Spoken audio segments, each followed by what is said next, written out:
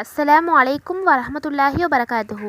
அல்ஹம்துலில்லாஹி ரபில் ஆலமீன். அஸ்ஸலாத்து வஸ்ஸலாமு அலா அஸ்ரஃபில் அன்பியாய் வல் முர்சலீன் வ அலா ஆலிஹி வ ஸஹ்பிஹி வ மன் தபியோ பி இஹ்சானின் இலா யௌமித்தீன்.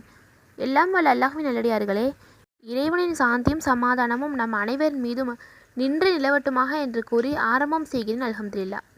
இன்றைக்கி நம்ம இந்த வீடியோவில் கோடிக்கணக்கில் கடன் இருந்தாலும் அந்த கடன்களை அடைத்து கொடுக்கக்கூடிய ஒரு சிறந்த சூறாவை பற்றியும் அந்த சூறாவினுடைய சிறப்புகளை பற்றியும் தான் பார்க்க போகிறோம்.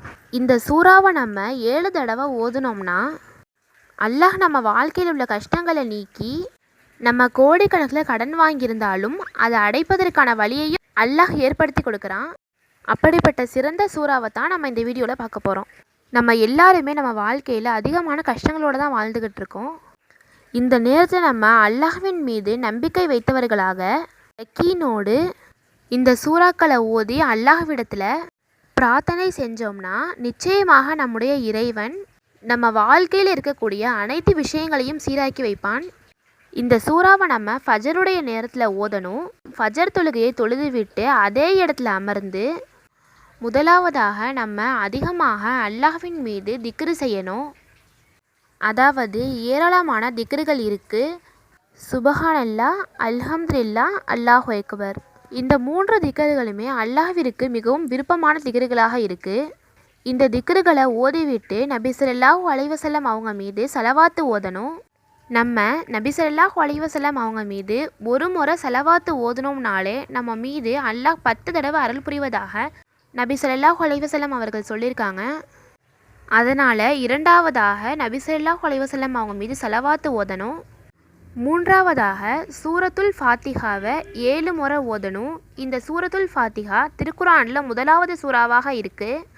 இந்த சூறாவை ஓதும்போது அந்த சூறாவினுடைய பொருளை அறிஞ்சவங்களாக நம்ம ஓதணும். இந்த சூறா மிக சிறந்த பொருள் கொண்ட ஒரு சூறாவாக இருக்குது. இப்போ நம்ம இந்த சூரத்துல் ஃபாத்திஹாவினுடைய தமிழ் பொருளை பார்க்கலாம். பிஸ்மில்லாஹிர் ரஹ்மானிர் ரஹீம். அளவற்ற அருளாளனும் நிகரற்ற அன்புடையோனுமாகிய அல்லாஹ்வின் பெயரால் ஆரம்பம் செய்கிறேன். அல்ஹம்துலில்லாஹி ரபில் ஆலமீன். அகிலங்களின் இறைவனாகிய அல்லாஹுக்கே புகழனைத்தும். அர் ரஹ்மானிர் ரஹீம். அவன் அளவில்லா அருளாளன், நிகரில்லா அன்புடையவன். மாலிக்கி யௌமித்தீன். தீர்ப்பு நாளின் அரசன். ஈயாக்க நாபுது வ ஈயாக்க நஸ்தாயின். உன்னையே நாங்கள் வணங்குகிறோம், உன்னிடமே உதவியும் தேடுகிறோம். இஹ்தினஸ் சிராத்தல் முஸ்தகீம். எங்களை நேர்வழியில் நடத்துவாயாக. சிராத்தல்லதீன அன்அம்த அலைஹிம் கைரில் மஹ்தூபி அலைஹிம் வலதால்லீன். அது நீ யாருக்கு அருள் புரிந்தாயோ அவர்கள் வழி. அவர்கள் உன்னால் கோபிக்கப்படாதவர்கள் மற்றும் பாதை மாறி செல்லாதவர்கள். அது மட்டும் இல்லாமல் இந்த சூரத்துல் ஃபாத்திஹாவிற்கு இன்னொரு சிறப்பும் இருக்குது. இந்த சூரத்துல் ஃபாத்திஹா திருக்குர்ஆனின் தாய் அப்படின்னும் அழைக்கப்படுது. இந்த சூரத்துல் ஃபாத்திஹாவை 7 முறை ஓதி நம்முடைய தேவைகளை அல்லாஹ்விடத்தில் நம்ம கேட்கணும்.